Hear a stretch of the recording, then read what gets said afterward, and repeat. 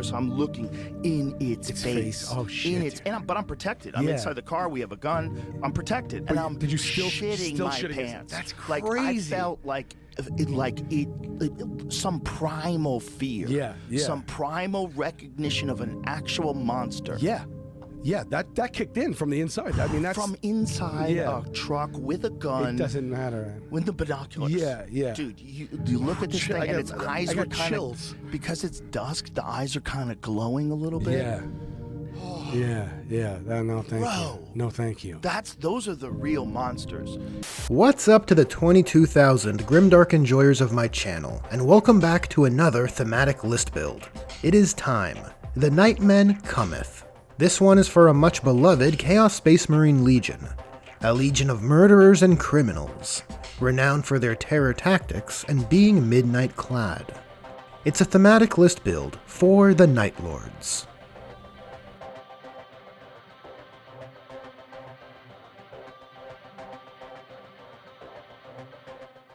For the Lords of Night, the thematic detachment to use is the Dread Talons detachment. It provides each of your units a 12-inch aura that not only subjects enemy units to a -1 battle shock test modifier, but also opens up the window for enemy command phase battle shock to being below full strength instead of being below half strength. Admittedly, I like this. As leadership-based rules tend to go, they are more finesse-based, rewarding movement and good decision-making when the dice permit. And it seems to be the most wieldable version of the Night Lord's Legion trait thus far, with each of your units having a large 12-inch aura. It's a rule that really opens up the possibility to deny your opponent's ability to control objectives, which the back-end tools certainly support. As expected of the precedent set by Faith and Fury and the 9th edition Night Lord's rules, the enhancement and stratagem suite of the Dread Talons detachment is honestly pretty good. You got your efficiency boosters on the left, top and bottom for melee AP and shooting rerolls. And on the right side are your flexibility boosters, fallback and charge, a 3-inch deep strike at the cost of charging, and a strat to charge a unit which fell back from you. And the two in the middle can be used to force more battle shock tests. Though it's worthy of note, all the strats are virtually locked to infantry units, and 2 of the offensive boosters require the target to be either battle shocked or below half strength. Now, let's head over to the list breakdown.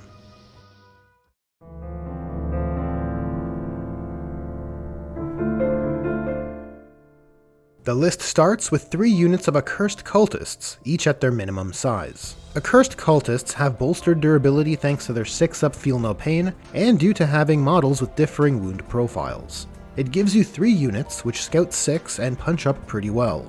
And they certainly set the tone, as surely the Night Lords would set loose some hideous mutants to stoke the terror.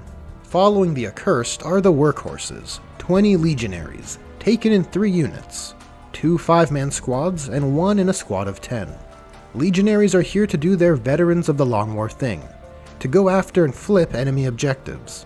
While I like the MSU formation for versatility and spreading out the Terror Descends aura, one squad is kept at 10 for harder to shift flips. Hobby time.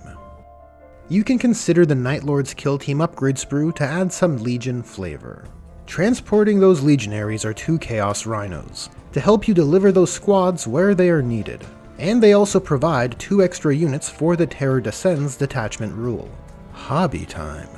Veterans of the Long War would surely field older patterns of vehicles, right? So why not use a Deimos pattern Rhino from the Heresy? Add in a few spikes and trophies for good measure. And leading one of those Legionary squads is a Chaos Sorcerer. Now, I quite like the idea of the Night Lords fielding a freaky wizard.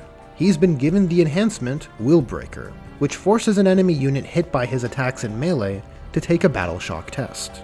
Though his offensive psychic ability, Gift of Chaos, is probably more fun. It forces an enemy unit hit by his psychic attacks in shooting or melee to take a leadership test, which if failed, causes that unit to take D3 mortal wounds.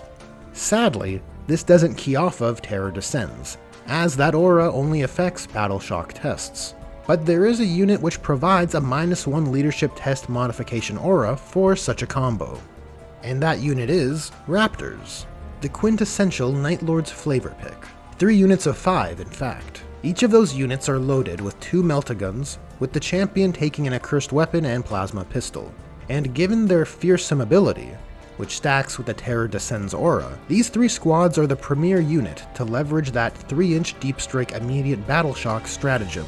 Use them to arrive where the enemy least wants them, to deny primary via battle shock, complete secondary side quests, or for popping off a few melta shots. And leading one of those Raptors units is a Chaos Lord with a jump pack. This guy has been given the Warp Fueled Thrusters enhancement, which allows his unit to return to reserves at the end of your opponent's turn, provided they aren't in engagement range.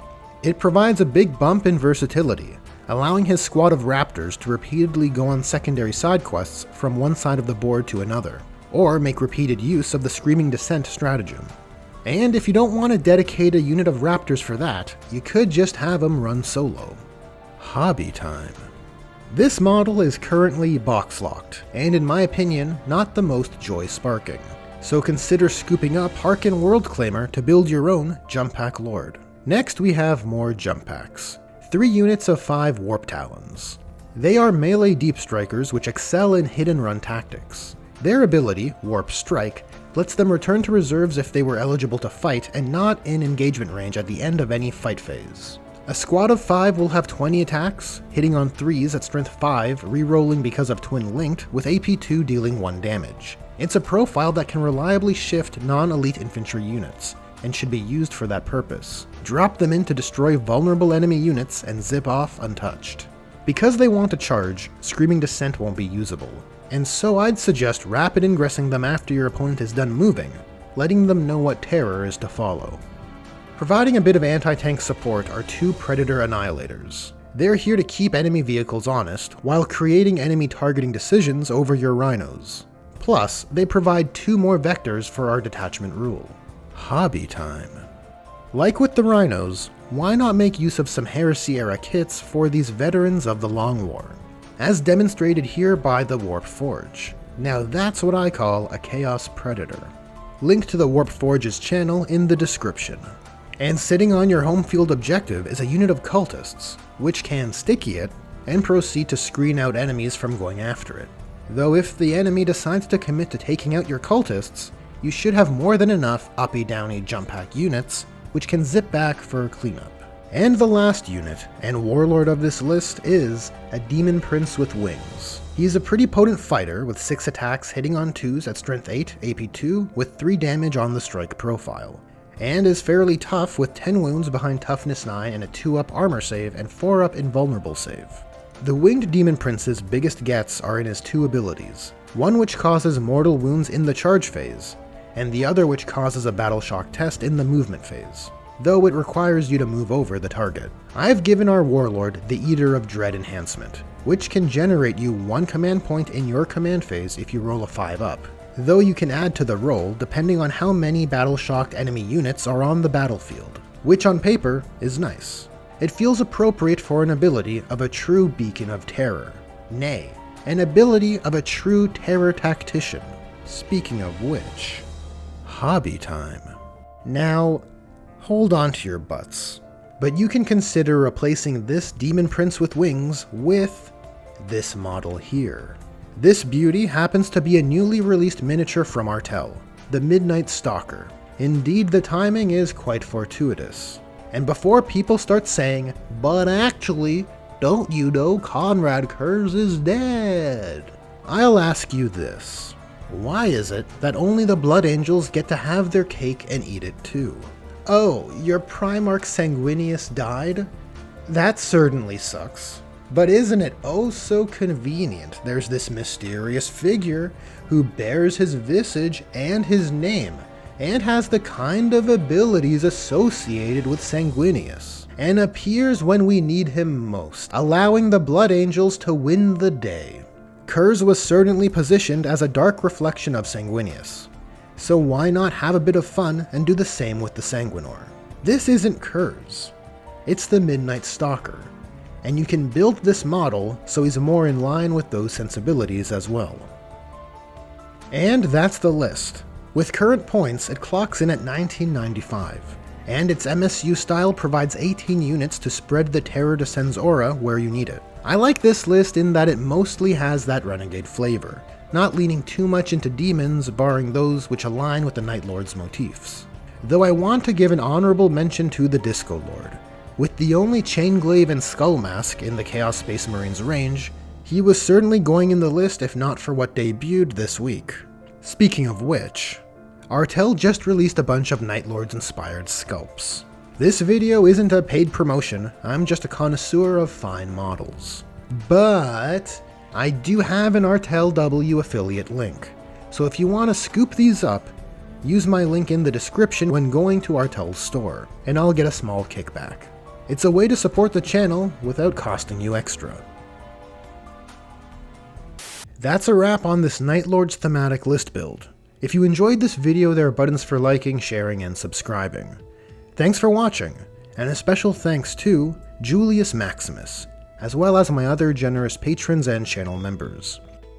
Lately I've been doing hobby live streams, so if chill hobby jams are your thing, join in, and let's get those projects done. Anyways, thanks again for watching, and I'll catch you in the next one.